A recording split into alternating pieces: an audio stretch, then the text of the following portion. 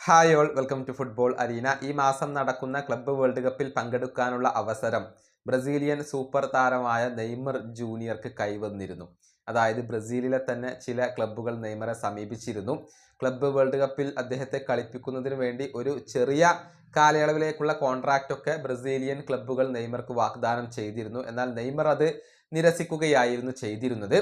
ഇക്കാര്യങ്ങൾ സ്ഥിരീകരിച്ചുകൊണ്ട് നെയ്മറുടെ പിതാവായ Neymar senior തന്നെ ഇപ്പോൾ രംഗത്ത് വന്നിട്ടുണ്ട്.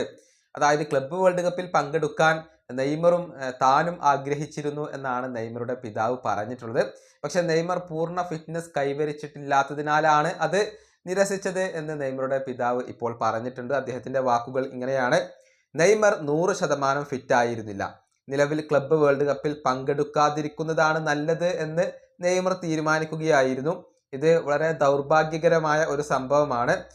ആദ്യത്തെ ക്ലബ്ബ് വേൾഡ് കപ്പിൽ നെയ്മർ കളിച്ചു കാണാൻ എനിക്ക് വളരെയധികം ആഗ്രഹമുണ്ടായിരുന്നു. തീർച്ചയായും എല്ലാം ശരിയാകും. ഇതാണ് നെയ്മറുടെ പിതാവ് ഇപ്പോൾ പറഞ്ഞിട്ടുള്ളത്. പൂർണ്ണ ഫിറ്റ്നസ് വീണ്ടെടുക്കാൻ സാധിക്കാത്തത് കൊണ്ടാണ് നെയ്മർ ഈ ഒരു അവസരം വേണ്ട എന്ന് വെച്ചിട്ടുള്ളത്.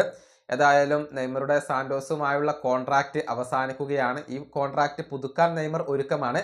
പക്ഷെ ഒരല്പം കൂടി കാത്തിരിക്കാൻ നെയ്മർ തീരുമാനിച്ചിട്ടുണ്ട്. യൂറോപ്പിൽ നിന്ന് മികച്ച ഓഫറുകൾ വരികയാണെങ്കിൽ തീർച്ചയായും അത് നെയ്മർ പരിഗണിക്കും. അതല്ല എങ്കിൽ നെയ്മർ സാന്റോസിൽ തന്നെ തുടരാനാണ് തീരുമാനിച്ചിട്ടുള്ളത്. ഈ വീഡിയോയുടെ അവസാനിപ്പിക്കുന്നു. അടുത്ത വീഡിയോയുമായി വീണ്ടും കാണാം.